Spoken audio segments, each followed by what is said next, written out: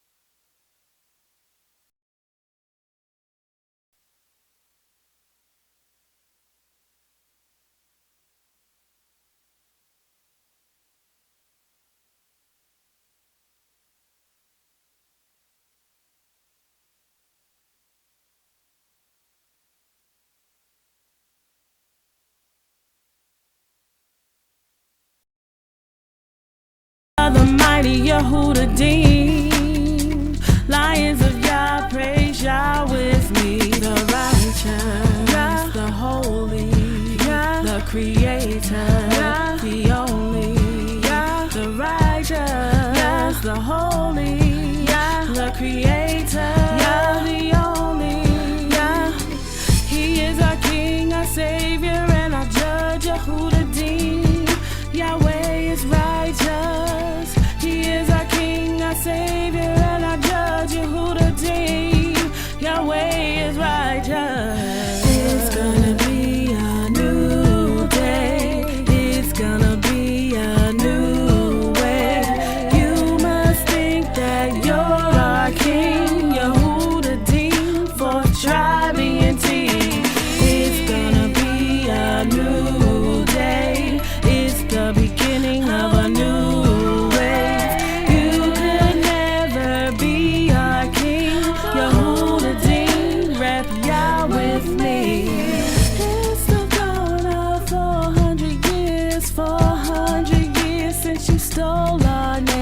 400 years since Willie Lynch made the slave.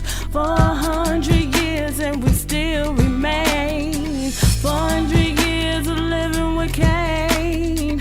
400 years and we still a slave. Slaving on the job, slaving on the block, slaving in the jail and in our hearts. We are the mighty YAH'S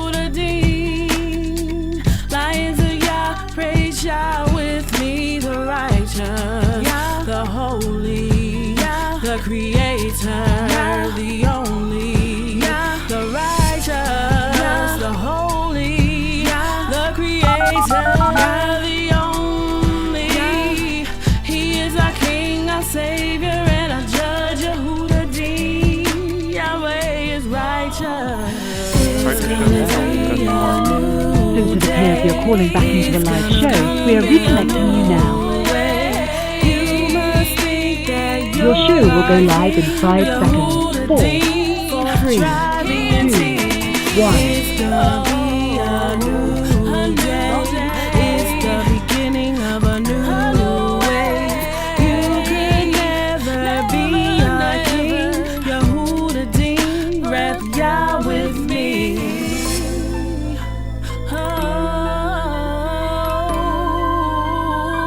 You could never be my king.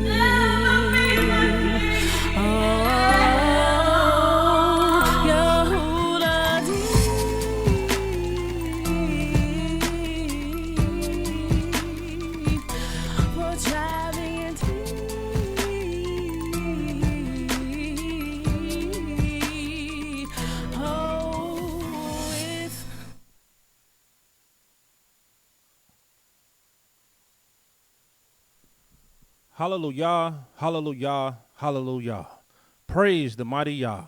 For Yahweh is righteous, Yahweh is holy, and let Yahweh be magnified. Shalom, shalom. I am Mowreh Napthtali, here with you once again, bringing you nothing but the truth. Yahweh's true, unadulterated word. Here at 1907 Vine Street, the House of Israel in Cincinnati, Ohio. Praise the mighty Yah. It's an honor, it's a privilege, and it's most definitely a pleasure to be able to stand here another night, even the night of the 4th day, to indulge in this great sacrifice of the knowledge of Elohim. I praise Yahweh for this opportunity. I praise Yahweh for this blessing. And I praise Yahweh for all those who are indulging in this great sacrifice with me this night. Tonight, we will go ahead and complete the series of dealing with the 7 ways that Yahweh delivered his chosen nation, his chosen people, his sons and daughters from the nation of Egypt, from the land of Ham, the land of Egypt, up under the hand and rulership of Pharaoh. Yahweh used 7 ways to deliver his people, because at the time he was sanctifying his people. And if you know these scriptures, you know how Yahweh sanctifies anything. How do he set it apart? Well, he will use the order of 7. This is why the 7th day is the Sabbath, a day that's sanctified, a day that's set apart by the Almighty. Look at the 7th commandment, which is thou shalt not commit adultery. And through that commandment, Yahweh has sanctified the relationship of a man and a woman, a wife and a husband. And he made it the 7th commandment because this relationship by Yah has been deemed holy. It's been deemed sanctified, separated, and so you can't defile it. All over the scriptures, Yahweh will use this number 7 to sanctify. And yes, Yahweh was sanctifying his name during the time of Egypt. He was sanctifying his people, and he was sanctifying his word. But turn with me to start tonight's program to the book of Psalms, the 78th chapter. And I'm going to start reading at verse 1. Give ear, O my people, to my law, and incline your ears to the words of my mouth. I will open my mouth in a parable. I will utter dark sayings of old, which we have heard and known, and our fathers has told us. We will not hide them from their children, showing to the generations to come the praises of Yah and his strength and his wonderful works that he has done. For he established a testimony in Yaakov and appointed a law in Israel, which he commanded our fathers, that they should make them known to their children. This is a commandment by Yah, to make these things known to the children, that the generations to come might know them, even the children which should be born, who should arise and declare them to their children. This is an ongoing historical memorial of Yahweh's great, wonderful works that's supposed to be told from generation to generation. And he says that they might set their hope in Elohim and not forget the works of Elohim, but keep his commandments, and might not be as their fathers, a stubborn and rebellious generation, a generation that set not their heart aright, and whose spirit was not steadfast with Elohim. And so we don't want this iniquity to continue to brew in the midst of our people from generation to generation. We must inspire our children that Yahweh is Elohim. He is your Elohim. And he has done great and mighty things in his earth concerning you. And he will continue to do great and mighty things in this earth concerning you.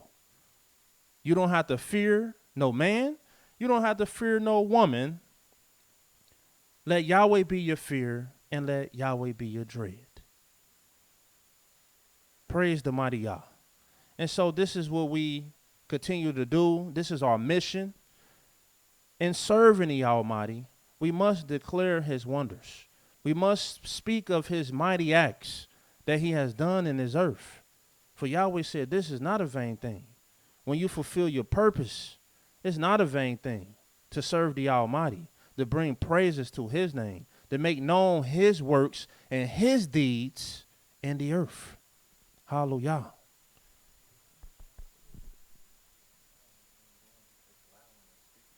Oh, okay. Praise Yah. All right. Let's go ahead to Deuteronomy, the 4th chapter, and let's read it.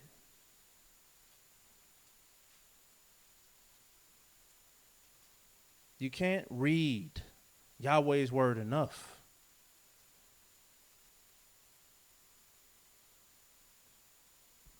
You can drink you a cup of water,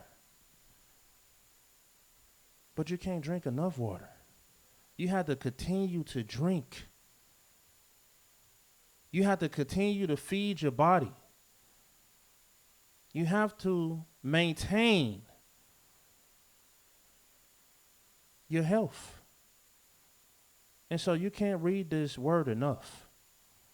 Once you get a dose, you have to get another one, another one, another one, every single day that you live upon this earth. You have to rehearse it. You have to memorize it, recite it. But let's read this. Deuteronomy, the 4th chapter. Verse 32. For as now of the days that are past, which were before thee, since the day that Elohim created man upon the earth, and as from one side of heaven unto the other, whether there has been any such thing as this great thing is, or has been heard like it. And you won't hear this thing in no religious books, that Yahweh has a chosen people, that the Almighty has a chosen people outside of the nation of Israel. There is no other people claiming to be the chosen people unless they're claiming to be Israel. There is no other chosen people that people are trying to steal their identity. It's only one chosen people, and this people, their identity is being stolen, is being hidden, and you got the whole world confederated together to keep this identity from them. But it's no other people. No other religious books or history books will speak of a people. It says, did ever people hear the voice of Elohim speaking out of the midst of the fire, as thou hast heard and live? Or have Elohim essayed to go and take him a nation from the midst of another nation by temptations and by signs, by wonders, by war, and by a mighty hand, and by a stretched out arm, and by great terrors? These are the 7 ways that Yahweh delivered his people from the land of Egypt. And yes, he did it in exactly this order. And when you look at the temptations, we know the first order, the first thing in line, the first and foremost thing is always the word of the Almighty. And that's where people have got everything twisted. They got everything backwards. See, if you don't get the first step right, 9 times out of 10, everything else is going to trickle down wrong. You got to start all the way over from ground zero. First and foremost is Yahweh's word. And when you look at the story of Egypt, the first thing first, if you go with me to Exodus,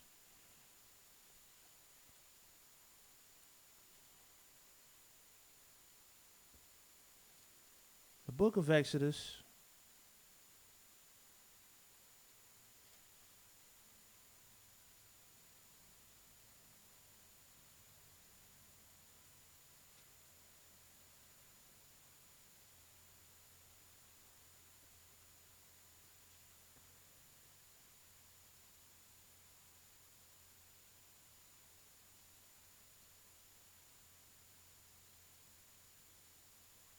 the 15th verse of the 7th chapter.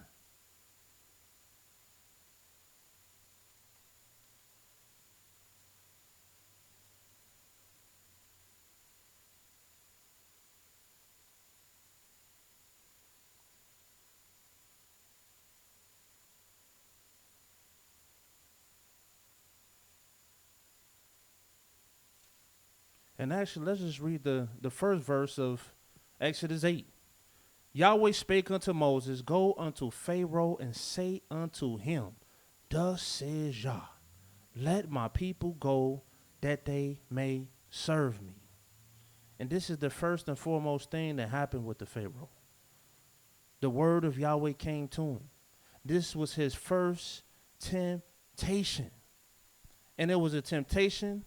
It was something that caused him to even scratch his head, because this has never happened to him. Here it is, he have these people that he's enslaved. He got it good. And they got these Hebrews working for him, slaving for them, building their cities. And everything is just going exactly the way he wanted to go. And next thing you know, here come this Moses saying, let my people go. He's already scratching his head, although he didn't humble himself. And of course, the next thing, Yahweh knew, if you go to Exodus, the 7th chapter,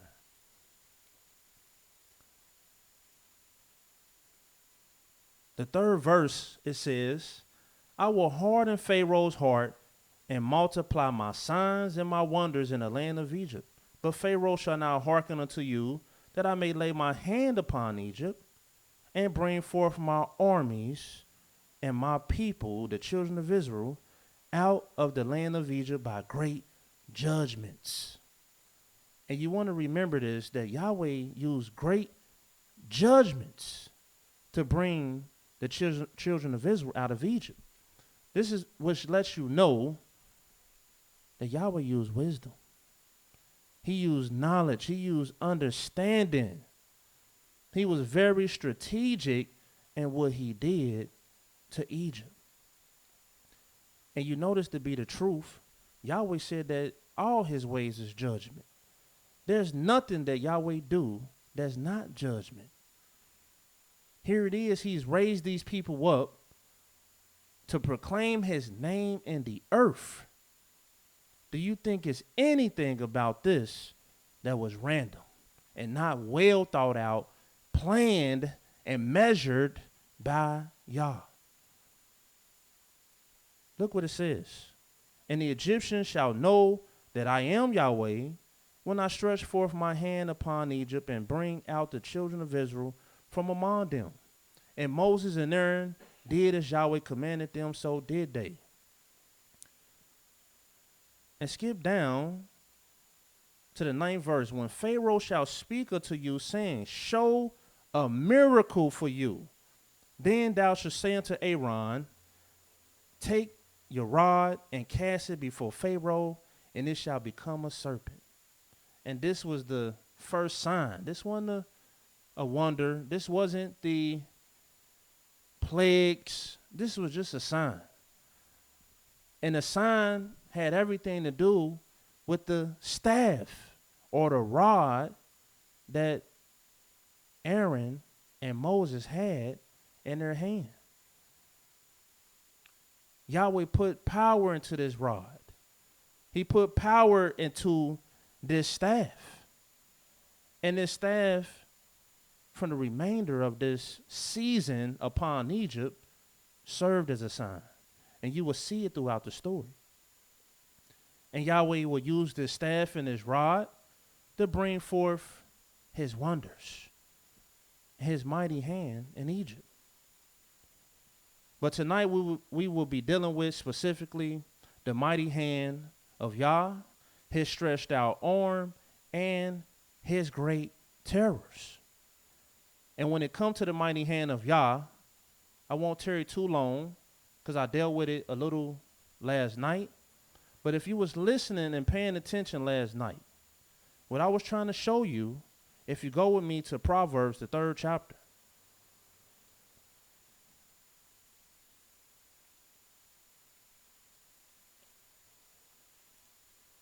and before you read Proverbs, the 3rd chapter, we're going to read that next.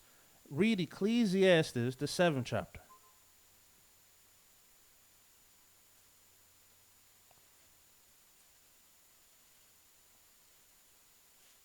And what do it say in the 19th verse? Wisdom strengtheneth the wise more than 10 mighty men which are in the city. This is why the scriptures say wisdom is the principal thing, but with all you're getting, get understanding. And when Yahweh said that he will bring forth his people out of this land of Egypt with a mighty hand and a stretched out arm, you must know that true might is in the power of wisdom. For wisdom will strengthen a wise man, a wise woman, more than 10 mighty men which are in the city. So you know that this mighty hand that Yahweh was speaking of wasn't just this muscle-bound hand that's knocking things over. Yahweh said he used great judgments upon Egypt. But until you consider Yah's judgments, and you consider his works, and you consider his deeds, and you make it known to yourself and make it known to your children, then you will see the perfection of Yah, the perfection of how he wars, the perfection how he will sanctify his name and bring forth his praises and sanctify his word and his people. You will get a lot of wisdom out of it once you consider and once you put your attention to it and do like Yahweh wanted you to do, which is observe it. Observe it. Now go to Proverbs, the 3rd chapter.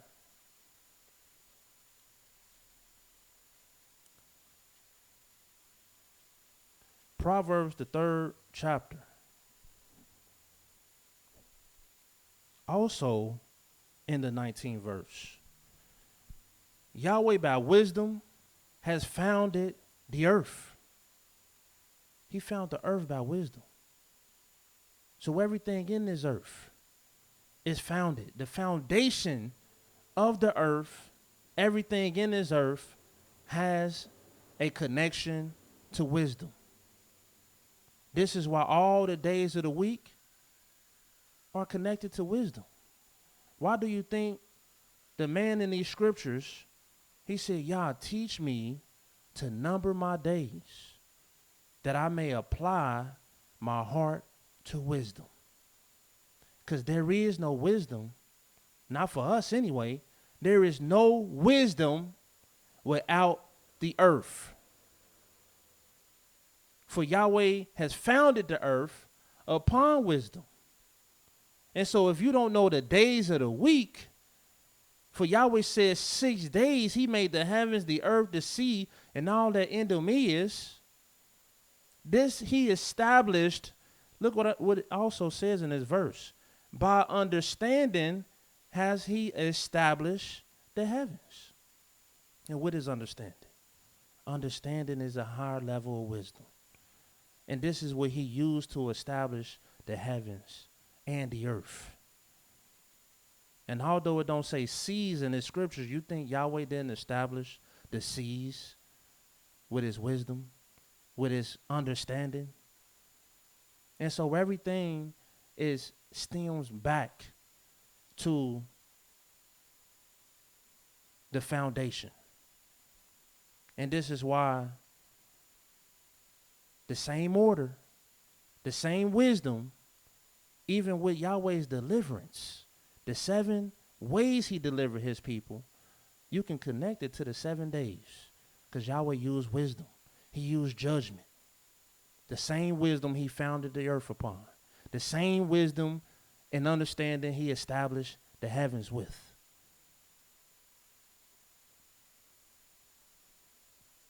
And before I dive a little further into the actual scriptures of this subject, I just want to read this last scripture in Ecclesiastes. Ecclesiastes, the 9th chapter, verse 10.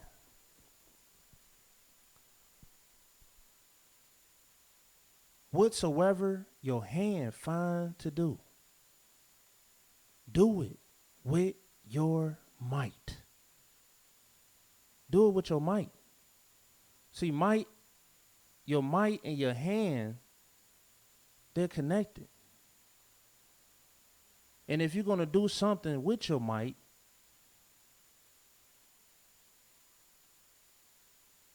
you need your hands to do it.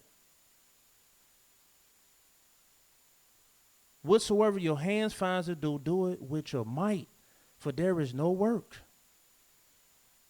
Because when you begin to display your might, when you begin to display your hand, it's going to be displayed through your work. It's going to be displayed through your device. It's going to be displayed through your knowledge and your wisdom. That's how your might is displayed. Your hands will show forth this might that you have.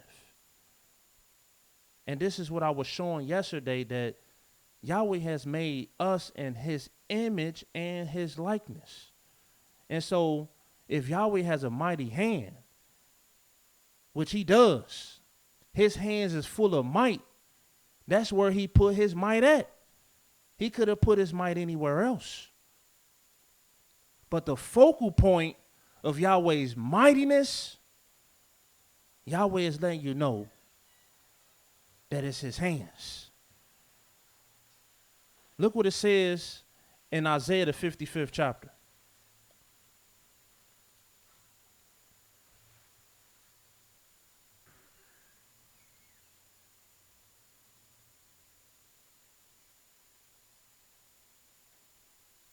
Isaiah 59,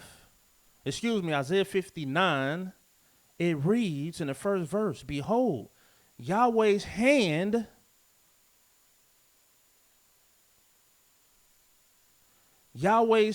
is not shortened that it cannot save. See, Yahweh's hand, he put the saving power in his hands. He created us in his image and his likeness. And so everything that you do, everything that you're capable to do, what are you using when you do your works? When you go to war, when you go to battle, when you go to love, when you go to increase, what are you using? When you go to show forth what you're made of, it's your hands. And Yahweh don't have idle hands like a lot of people do. Yahweh don't have idle hands. His hands go to work. That's why he says 6 days shall work be done, but the seventh day is the day of rest. Why? Because he says 6 days he worked. He says 6 days he worked. And the seventh day he was refreshed. And when he worked, he used his hands. You might not understand how Yahweh used his hands, but Yahweh used his hands. His literal hands with 5 fingers. Do Yahweh got 5 fingers? Yes, he do. Because he created man and his image and his likeness. And Yahweh has a power that would distribute from his hands. Yahweh will lift his arms. He will hold his hands out. He will spread forth his hands. And he will send forth power. Let me show you this. In Psalms, the 57th chapter.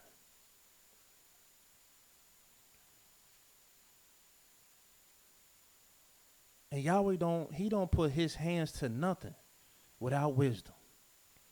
Just to think of yourself, putting your hands to something without no wisdom, no knowledge and no understanding. This is what you call a person that's clumsy and goofy and dumb, or they just ignorant because they have no what? Wisdom in their hands. They don't have cunningness in their hands, no knowledge in their hands. But when you possess it in your hands got a feeling. Your hands got a spirit. Just like Yahweh's do. But look what it says.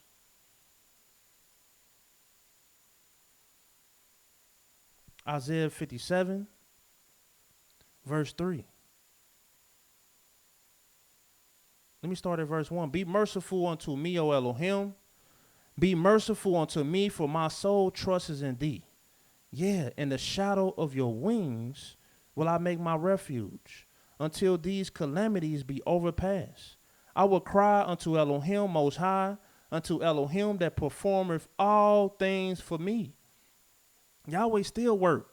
To this day, 6 days, Yahweh be working. Yahweh be moving his hands and his arms. In the seventh day, Yahweh is resting. Yahweh don't contradict himself. He don't contradict his truth. He performing all things. He shall send from heaven and save me from the reproach of him that will swallow me up. Selah, Elohim shall send forth his mercy and his truth. And how you think he's sending it forth? Yahweh's saving hand. He will literally bless you all the way from heaven. That's how mighty and powerful his hand is. Look what it says in Psalms 104.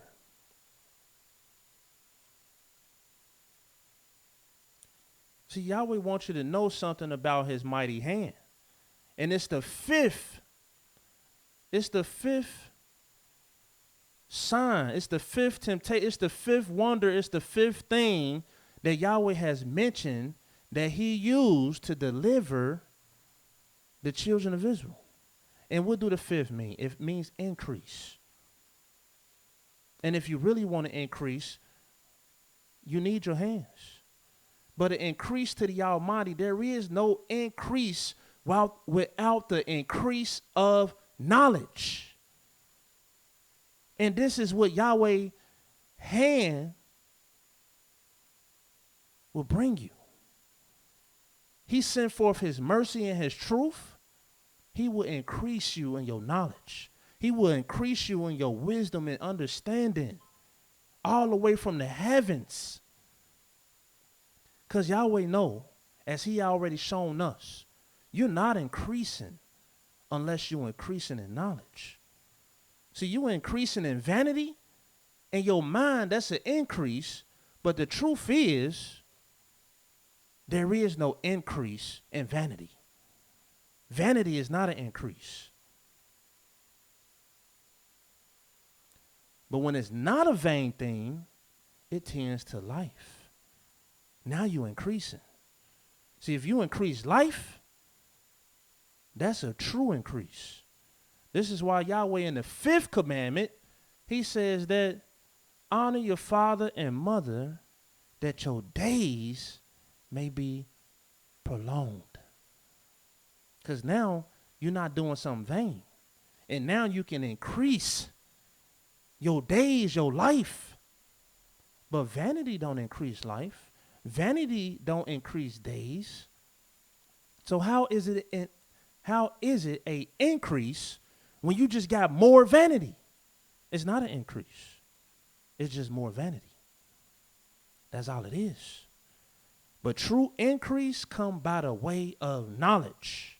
And this is why we must get knowledge from Yahweh's mighty hand that he spread forth upon Egypt. Yahweh didn't do these signs and these wonders and temptations and his mighty hand upon Egypt just for that time and season, just to bring down Egypt. No, this was a message to all generations. This was a message to the whole world. This is a message of knowledge from the Almighty. And what do he want you to know? He wants you to know his name. He wants you to know his word. And let me say it in the right order. Excuse me. He wants you to know his word, because that's first.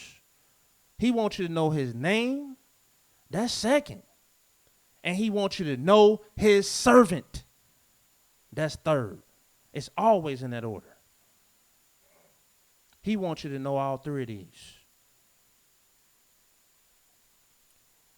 Look what it says in Psalms 104.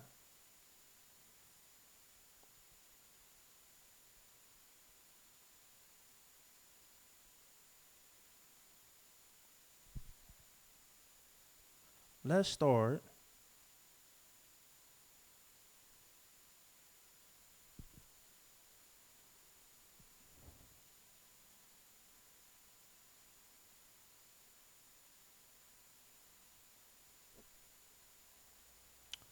start at the 27th verse. These wait all upon thee, that thou mayest give them their meat in due season, that thou givest them, they gather. Thou openest thine hand, they are filled with good. And I know we think that's just metaphorical, and that's not literally. But until Yahweh open his hand to us, till Yahweh make his face shine upon us, we ain't got nothing good coming. But watch this. Thou openest thine hand, they are filled with good. Thou hidest thy face, they are troubled. Thou takest away their breath, they die, and return to their dust. Thou sendest forth thy spirit. They are created, and thou renewest the face of the earth. And how do Yahweh send forth? He opened his hands. He spread forth his hands. And his hand is not just any kind of hand. His hand is a mighty hand. His hand is full of might. The spirit of might, strength. And how can you have true strength? How can you have true might without wisdom, knowledge, understanding? And these are the spirits of Yah. And how will Yahweh send it forth? He said, my hand ain't short that it can't save. My hand is not short that it can't save. My hand is ready to save. My hand is ready to send forth. Where do you think they get this stuff from when you look at these movies? When they have a man that got all his power and he lift his hand up and he do these things with his hands from a long distance because he got power in his hands.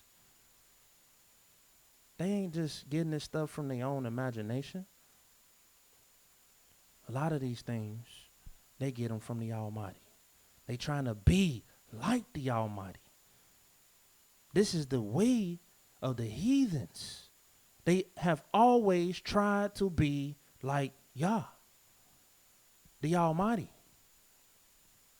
But yes, he will send forth his spirit, and they are created. Thou renewest the face of the earth. The glory of Yah shall endure forever, and Yahweh shall rejoice in his works. He will rejoice in his works.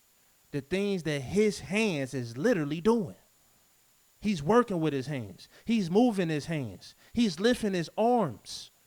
Yahweh don't just sit on this throne and be still. Yahweh's working from a long distance. All the way from heaven, he's sending forth things to this earth. He's sending his angels.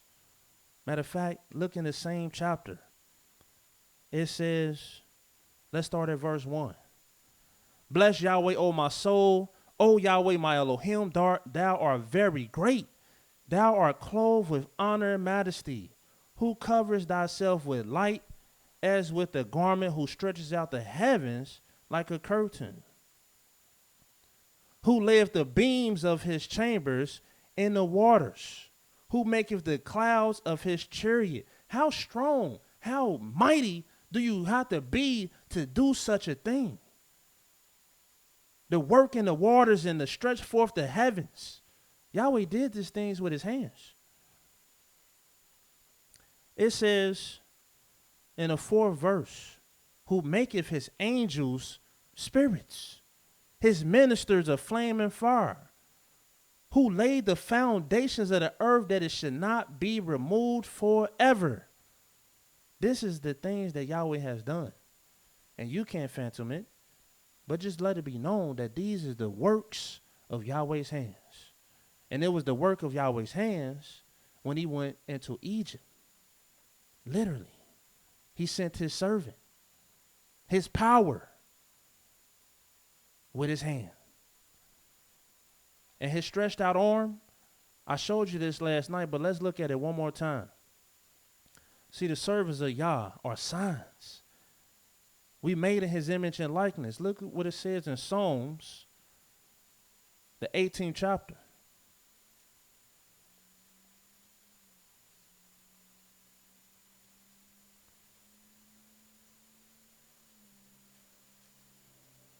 His servants are for signs and for wonders.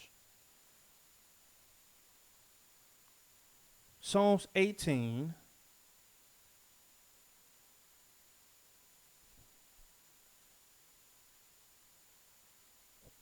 verse 34 reads, this is King David, one of the greatest warriors in the scriptures. He was an assassin for the Almighty. He was a warrior for Yah. He was a skillful soldier. He was skillful in his hands, but he had the heart. Yahweh blessed this man, blessed his heart. But look what it says, what he says in the 34th verse. He teaches, as a matter of fact, so you can get understanding on this 34th verse. Let's start at verse 30. As for Elohim, his way is perfect. And what's perfect? Perfect means complete. It means whole. And so everything you see Yahweh do is in the confines of 7. Because Yahweh let us know through his wisdom. The world might not know this. But why do you think everything we do is in the confines of 7 days? Why? Because it's the perfection and the perfect work of Yah. We live within his perfection. We live within this balance of 7 days. And it was perfect what he did when he went to Egypt to sanctify his word, his name, and his people. It was perfect. And that's why he used 7. His way is perfect. The word of Yahweh is tried. He is a buckler to all those that trust in him. For who is Elohim, save Yah? Or who is a rock, save our Elohim? It is Elohim that girdeth me with strength, and maketh my way perfect. He maketh my feet like hinds' feet. He stretched me, he setteth me upon my high places. He teaches my hands to war, so that a bow, a steel, is broken by my arms. So did you see that? My hands is taught by Yah to war, but that the bow, a steel, is broken by my arms. So it's letting you know a lot of wisdom in that verse. He teaches my hands, which means the hands has learned, the hands has increased in some knowledge, some wisdom, some understanding, but now the arm is able to use the strength and the muscle that it has to even break a bow of steel. Because now the arm is stronger due to the hand of wisdom, a learned hand that is connected to. And so this lets you know that yes, your hand must be strong, but it's even stronger by that arm. And when Yahweh came with a mighty hand and a stretched out arm, he was bringing both his wisdom, his judgments, his knowledge and understanding, and he was also bringing his earthly strength, his armies. And guess everything he did, besides hailing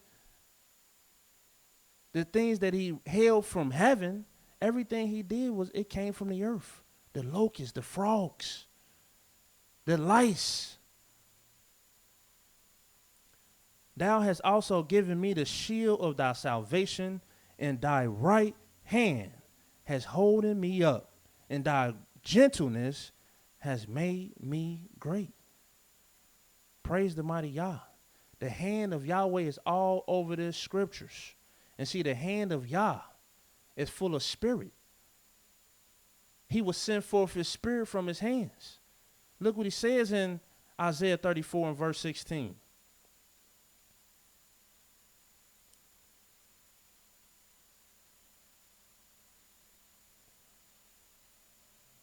Seek ye out of the book of Yah, and read, no one of these shall fail. None shall want her mate. For my mouth it has commanded, and his spirit has gathered them. His spirit gathered this book. The hand of Yah gathered this book. And when you read this book, you read in the hand of Yah.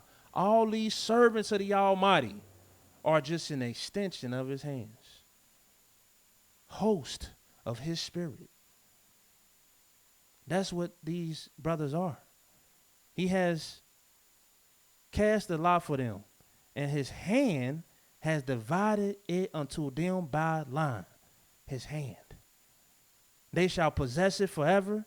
From generation to generation shall they dwell therein. And see, at the end of the day, what most people do, they ignore the hand of Yah. They look at this book, don't even realize it's the hand of Yah. They see Yahweh's servant with the book and don't even realize that's the hand of Yah. They didn't realize Moses was the hand of Yah until it got real mighty and the arm began to stretch out and these terrors and wonders began to pop off. But as soon as he showed up to their doors, he was the hand of Yah. Knock, knock.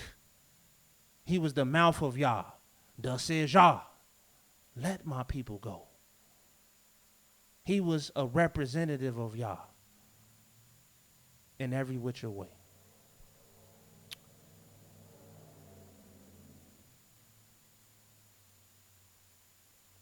So let's go. Let's see the hand of Yah, because Yahweh wants us to see it. Let's indulge ourselves. Let's make the sacrifice. Let's do what Yahweh wants us to do, because he didn't do these great works for nothing. He did these great works for us to know it, for us to understand it, for us to observe it, and that we can inspire our children and this generation, that the next generation may continue the inspiration. Exodus, the 3rd chapter, it says in verse 8,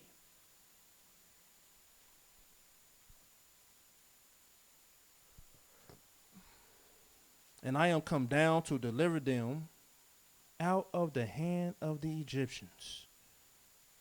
And that's what Yahweh is doing. He's taking his hands and snatching the people out of the hand of the Egyptians. These people was powerful,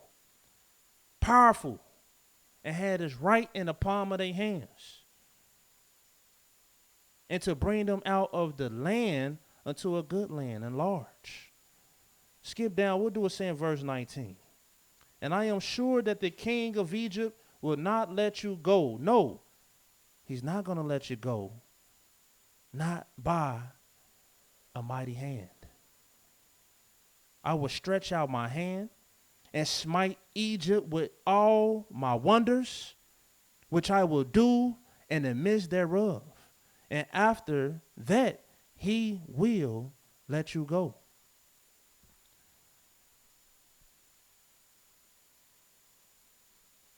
Let's skip to the 4th chapter.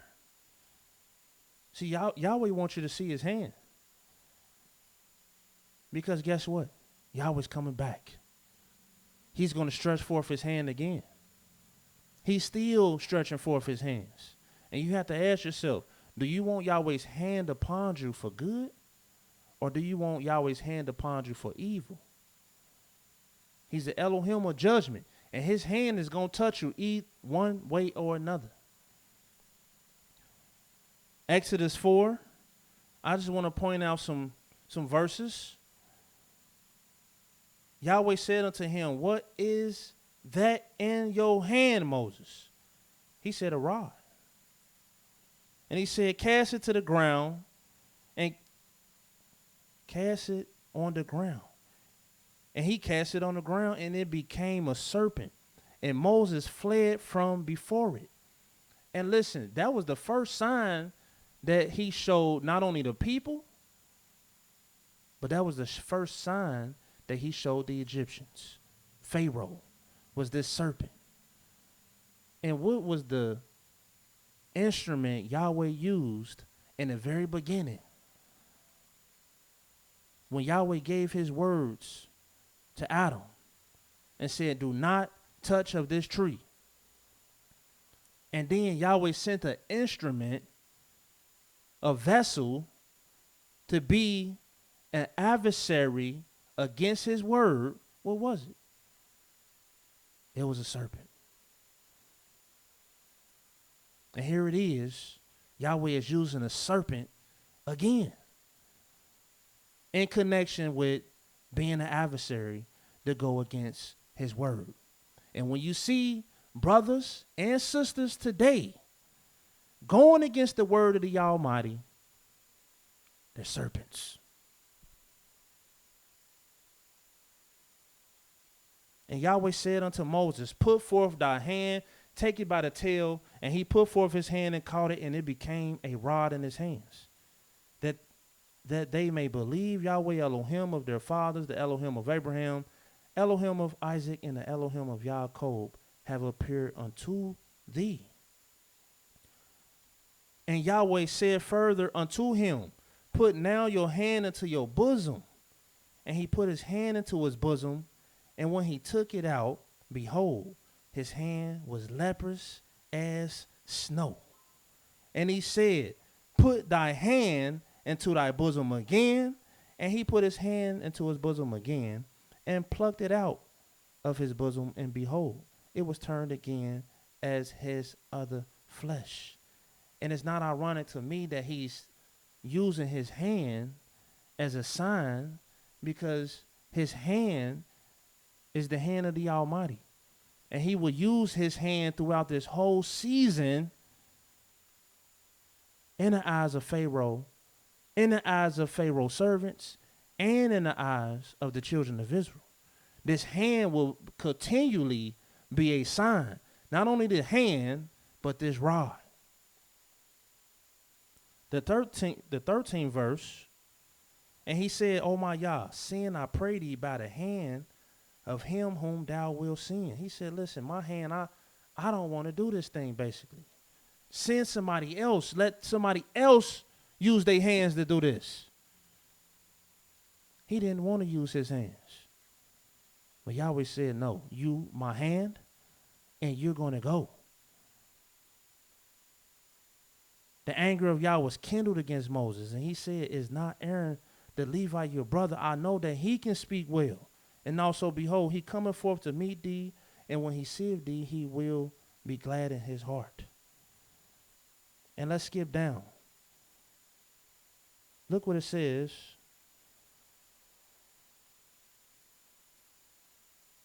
In the 20th verse. And Moses took his wife and his sons and set them upon an ass, and he returned to the land of Egypt. And Moses took the rod of Elohim in his hand. This is no longer the same rod that you used to lead the flock, Moses. Yahweh has touched this rod. Yahweh has upgraded this rod. Yahweh has anointed this rod with his own hands. And now you got the rod of Elohim. And it says, and Yahweh said unto Moses, when thou goest to return into Egypt, see that thou do all those wonders before Pharaoh, which I have put in your hand. But I will harden his heart, that he shall not let the people go. Now let's look at the 7th chapter of this Exodus.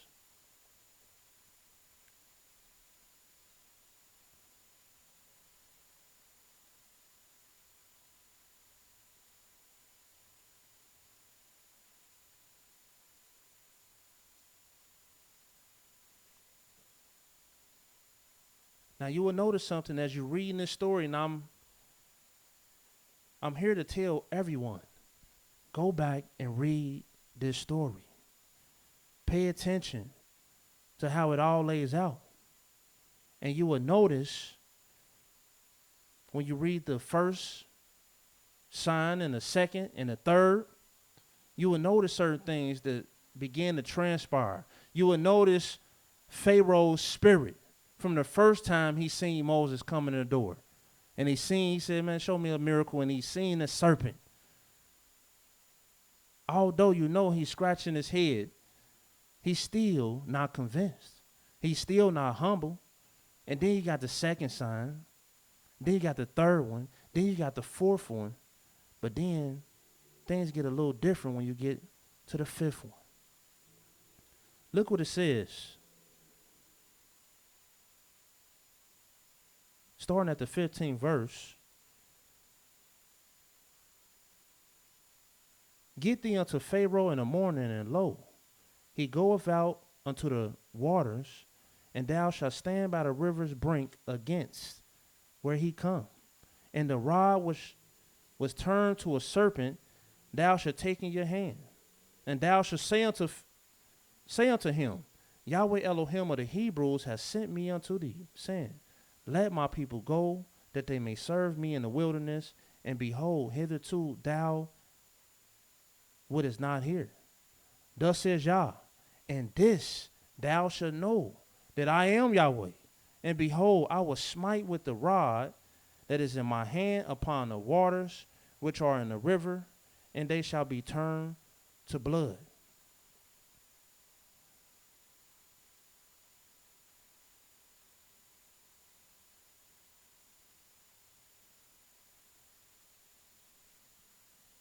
And let's skip over to the fifth plague that Yahweh used. And this is when you officially begin to see Yahweh's actual mighty hand.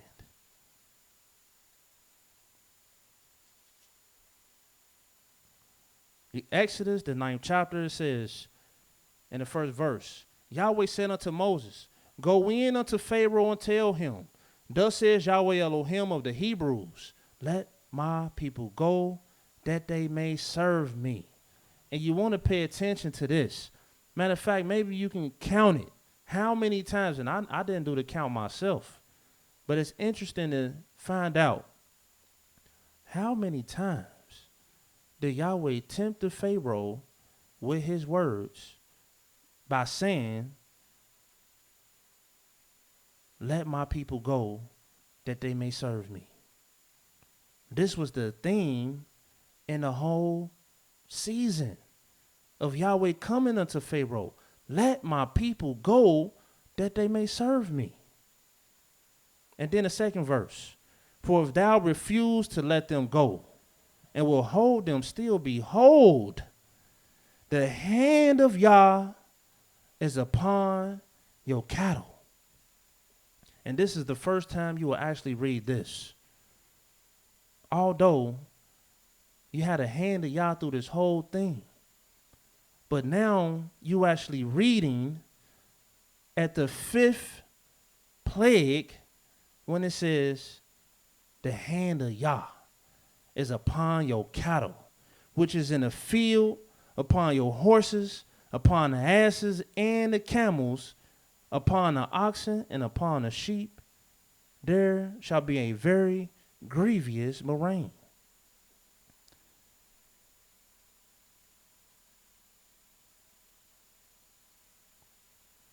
And if you notice there, in this 3rd verse, the hand of Yah is upon your cattle, which is in the field, horses, asses, camels, oxen, and sheep. Numbers don't lie. 5 things he said he would destroy in the fields. And this is the 5th, if I'm not mistaken, the 5th plague, when Yahweh began to really show his own hand. And it says, and Yahweh shall sever between the cattle of Israel and the cattle of Egypt. And there shall nothing die of all that is the children of Israel. And so this was an increase of Yahweh beginning to divide, as Mowreh IshYAH pointed out. The 4th plague is when Yahweh said that this is when he will divide the land that the children of Israel was in versus the land of the Egyptians. And Yahweh would begin that division on the 4th, because we see that that's what Yahweh does at the 4th.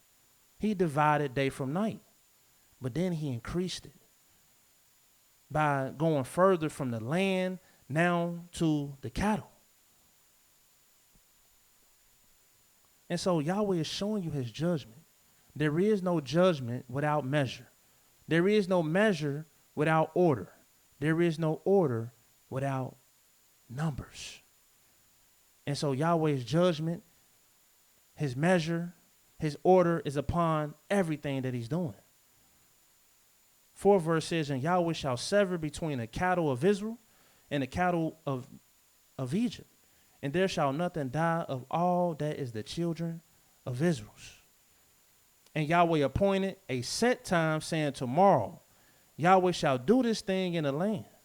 And Yahweh did that thing on the morrow, and all the cattle of Egypt died.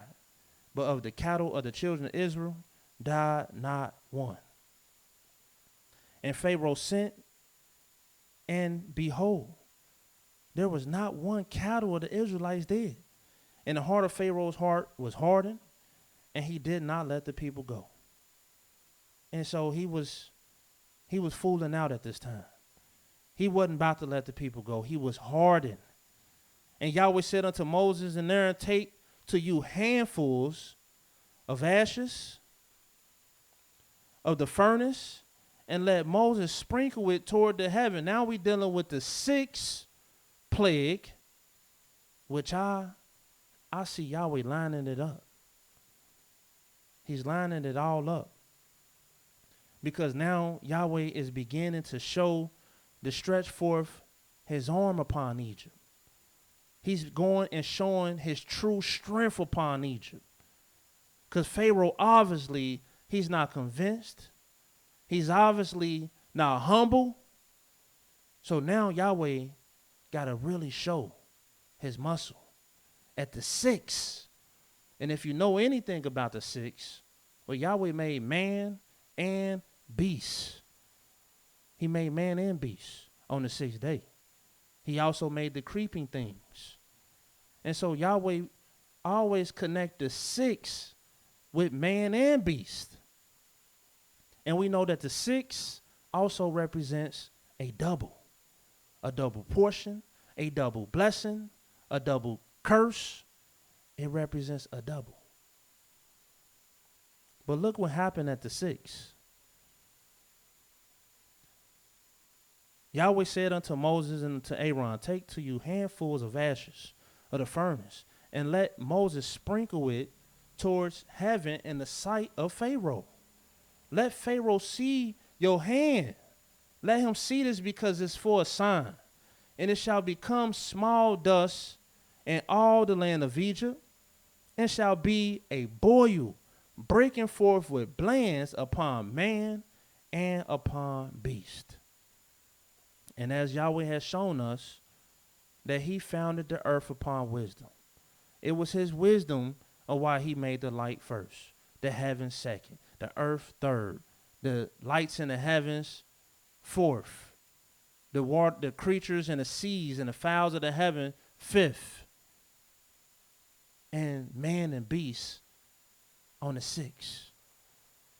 This was all Yahweh's wisdom. And if you want the wisdom, you just have to apply your heart to it. But you can't apply your heart to it unless you begin to know the order of Yahweh's days. It's going to open you up to a whole new channel. But look what it says. At the 6th plague, a breaking forth of blains upon man and upon beasts throughout all the land of Egypt.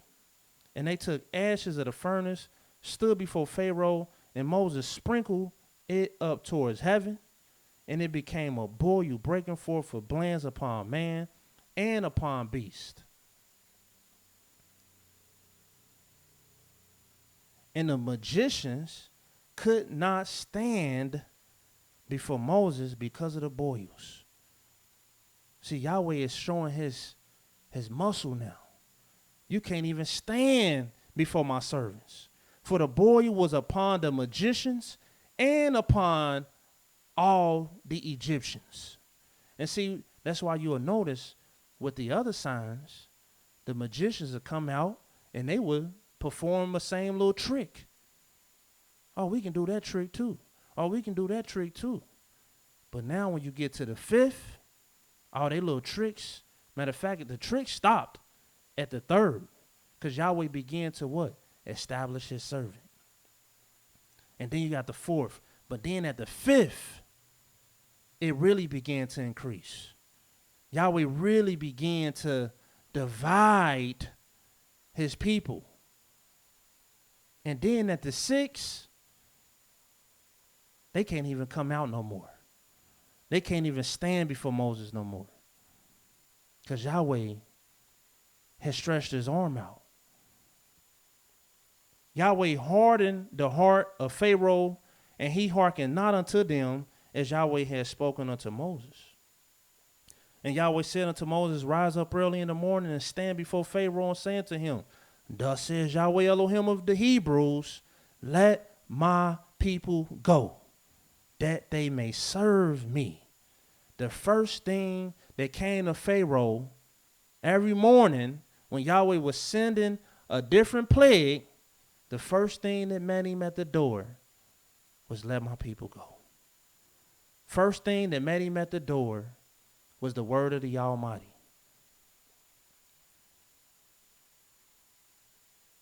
And he continued with the words of the Almighty, going into the seventh plague. And what was the seventh way that Yahweh said he would deliver his people? Well, the seventh way, he said, by great terrors. Great terrors. And what is great terror? What is terror? Well, terror is when you get into dread, when you get into darkness, when you get into all out, just straight, scared straight. And yes, Yahweh is mighty, strong, he's beautiful, long-suffering, but Yahweh is terrible. You want to be on his good side, but you do not want to be on the bad side. You don't want to be on it. And Yahweh said he would deliver his people by great terrors. And everything, although it was 10 plagues, the 8th, the 9th, the 10th, all it brought was more terror, fear, and dread. Look what began to happen at the 7th plague. And if you remember what 7 represent for the Almighty, sanctification. This is when Yahweh will begin to sanctify.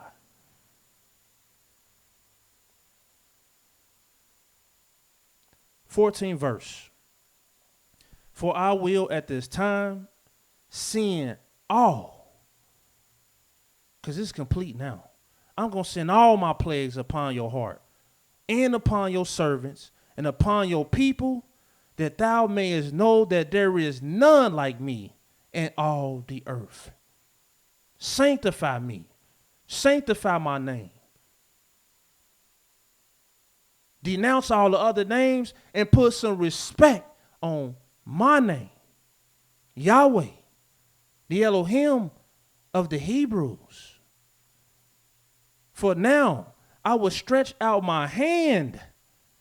You think Yahweh's talking metaphorically? He's literally stretching forth his hands. We got a true living Elohim that will stand and fight for his people, that will stand and deliver you and will actually work on behalf of you. He will bless you. He will touch you. He will save you. He will deliver you with his saving hands. I will stretch out my hand that I may smite thee, your people, with pestilence, and thou shalt be cut off from the earth. And in very deed for this cause have I raised thee up, for to show indeed my power, and that my name may be declared through all the earth.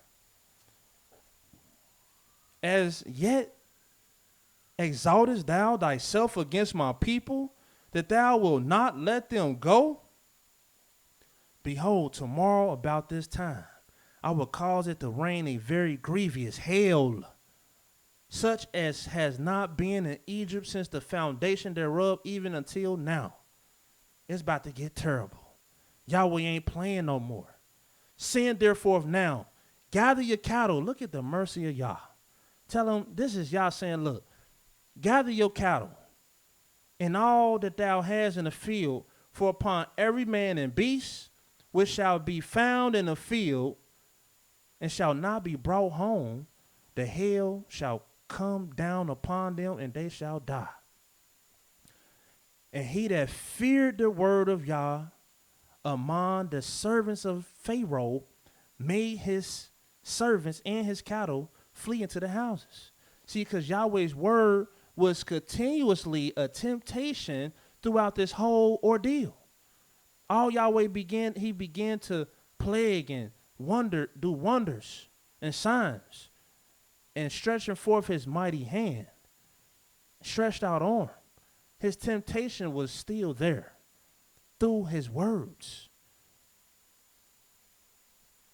He says everybody that feared, they brought everything in the house. But the 21st verse, but he that regarded not the word of Yah, he failed the temptation. He left his servants and his cattle in the field. And Yahweh said unto Moses, stretch forth thy hand towards heaven, that there may be hail, all hail, about to break loose, that there may be hail in all the land of Egypt, upon man, upon beast, upon every herb of the field throughout the land of Egypt. Because at the 7th is when everything is. Do you know that the 7th, Yahweh said, I want you to praise me for everything now. 6 days I worked and I labored. I made the heavens, the earth, the seas. I made the green herb. I made man and beast, creeping thing. I made everything. And then on the 7th day, you're supposed to be praising me for everything that I made. And here it is. Yahweh came at the 7th and said, now I'm about to show these Egyptians. I'm destroying everything. Man, beast, creeping thing, the herbs yielding, the trees, everything is getting destroyed. Completely. But he says, Moses stretched forth in the 23rd verse. Moses stretched forth his rod towards heaven, and Yahweh sent thunder and hail, and the fire ran along upon the ground. Yahweh wasn't just having hail come down. He got fire all on the ground. And Yahweh rained hail upon the land of Egypt. And so there was hail and fire mingled with the hail, very grievous, such as there was none like it in all the land of Egypt since it became a nation. And the hail smote throughout all the land of Egypt, all that was in the field, both man and beast, and the hail smote every herb of the field and brake every tree of the field. Only in the land of Goshen, where the children of Israel were, was there no hail. And Pharaoh sent and called for Moses and Aaron and said unto them, I've sinned this time.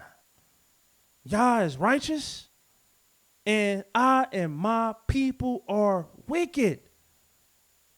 Oh, now you get it. Entreat Yah that there be no more mighty thunderings. See, yeah, when Yahweh starts sending his thunder, this is when terror, fear begins to set in. Mighty thunderings, hail, and I will let you go, and ye shall stay no longer. And Yahweh knew at his 7th plague, he knew that this is what the Pharaoh would say. He knew this is what the Pharaoh would do, because he measured it. He judged it.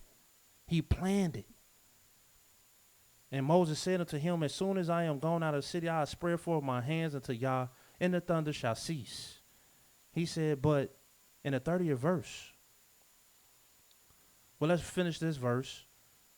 And the thunder shall cease, neither shall there be any more hail, that thou mayest know how the earth is Yahweh's. The earth is his. He made it, and he can destroy it. But as for thee and your servants, I know that ye will not yet fear Yah Elohim. See, the fear ain't all the way in you yet. Yahweh got to get a little more terrible. And what did Yahweh do? At the 8th plague. Let's look what he did.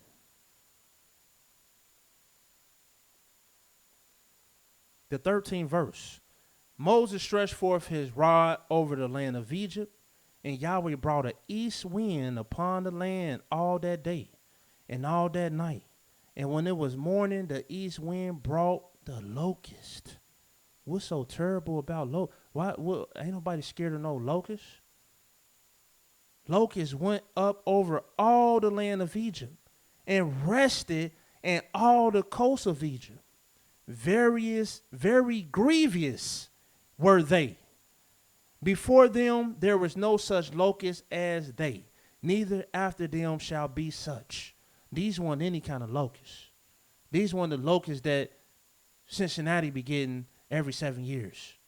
These locusts was different. For they covered the face of the whole earth, so that the land was darkened. And this is what terror brings, darkness. And they did eat every herb of the land and all the fruit of the trees which the hail had left. Yeah, you thought you was going to get some of them leftovers broke down on the ground and be able to save and store that up. But no, Yahweh sent the locusts in next morning, and they ate it. And there remained not any green thing in the trees or in the herbs of the field throughout all the land of Egypt. And what happened? Then Pharaoh called for Moses and Aaron in haste. And he said, I have sinned against Yahweh your Elohim and against you. See, at first you just said you sinned against Yah. But now he said, no, I done sinned against Yah and you. Now, therefore, forgive, I pray thee, my sin only this once, and entreat Yahweh your Elohim that he may take away from me this death. Only take this death. How can locusts get you to that point? Yeah, well, these locusts that Yahweh brought, this was death to them. You couldn't even see the ground. It was dark because of the multitude and the magnitude of these locusts. So Yahweh, when he says he was going to deliver by great terror, oh, he meant it. Look what he says further in the 21st verse. At the 9th plague, Yahweh said unto Moses, stretch out thy hand towards heaven. And to stretch out your hand towards heaven, you got to stretch your arm out as well. Yahweh meant what he said about a stretched out arm. Not only Yahweh stretched his arm out, but Moses' arm is his arm. Moses' hand is his hand. And the rod that Moses had was Yahweh's rod. We just representatives. That's all the servants of the Almighty is. Representatives of Yah. The hand of Yah. The arm of Yah. For Yahweh said in Isaiah the 53rd chapter, who is the arm of Yahweh revealed? It said, who has believed our report, and to whom is the arm of Yahweh revealed? But look what it says, 21st verse. Yahweh said unto Moses, stretch out your hand towards heaven, that there may be darkness over the land of Egypt. I told you terror is about darkness. The locusts brought darkness. But look what it says. That there may be darkness over the land of Egypt, even darkness which may be felt. My goodness. If that ain't scary, I don't know what scary is. You can feel it. And Moses stretched forth his hand toward heaven, and there was a thick, thick darkness in all the land of Egypt for 3 days. See, Yahweh measured this thing out. He already knew how long the blood he will allow to be in the water. He measured it. For 7 days, he will allow the waters of Egypt to be just blood. And that it would stink the whole land up. Because all the creatures in the water is dead now. He measured it. He knew how many days he will allow it to be dark. He measured it. The 23rd verse says, they saw not one another. 90 seconds. Neither rose any from his place for 3 days. They were so scared.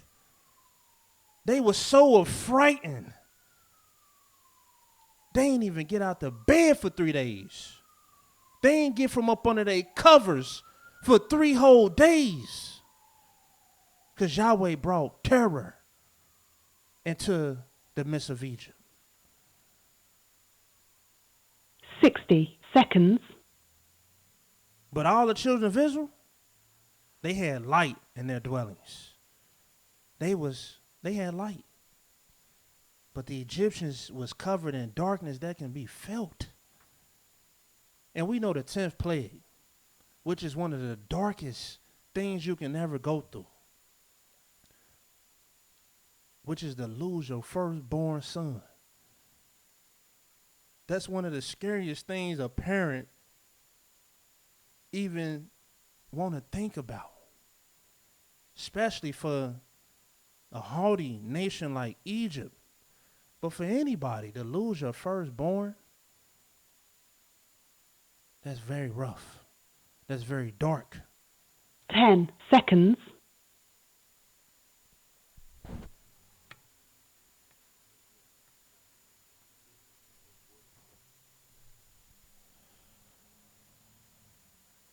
Let's go.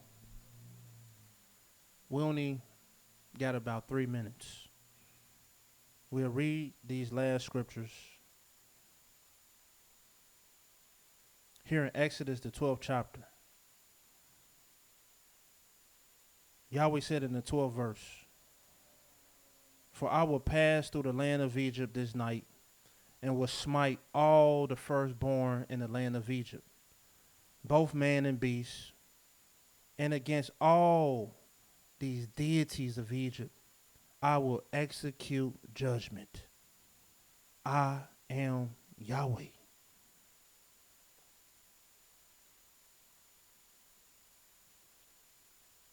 And also read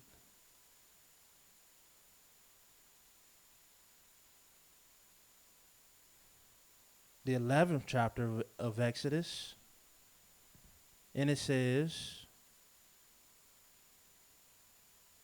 in the 5th verse, Exodus 11:5, all the firstborn in the land of Egypt shall die, from the firstborn of Pharaoh that sitteth upon his throne, even unto the firstborn of the maidservant that is behind the mill, and all the firstborn of beast.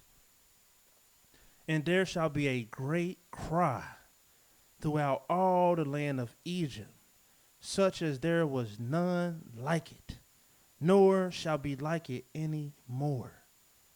See, Yahweh always uses what he wants you to know is none like it, and it shall be none like it anymore.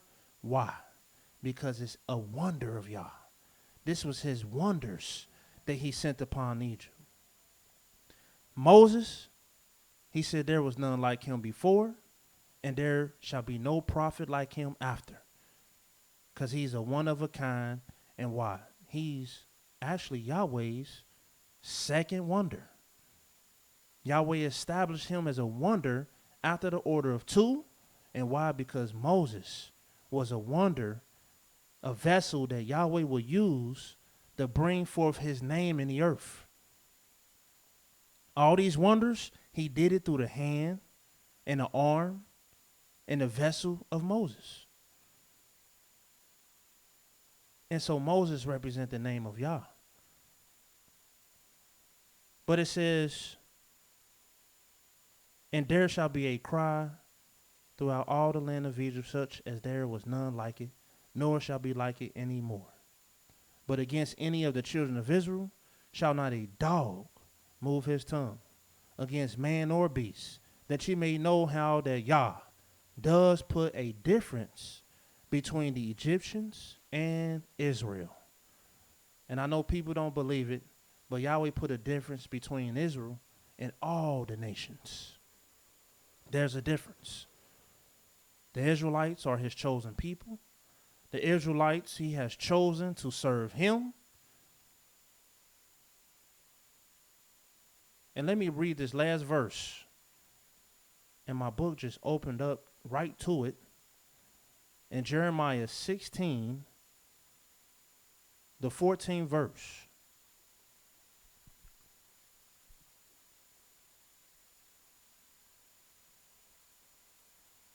Therefore, behold, the days come, says Yah, that it shall be no more said, Yahweh liveth, that brought up the children of Israel out of the land of Egypt. This is a part of Yahweh's name. Yah. You talking about the one that brought the children of Israel out of the land of Egypt? Through temptation, signs, and wonders, and by war, and by a mighty hand and stretched out arm and great terrors? That Yahweh? Yes. The one that brought children of Israel out of the land of Egypt. Yes.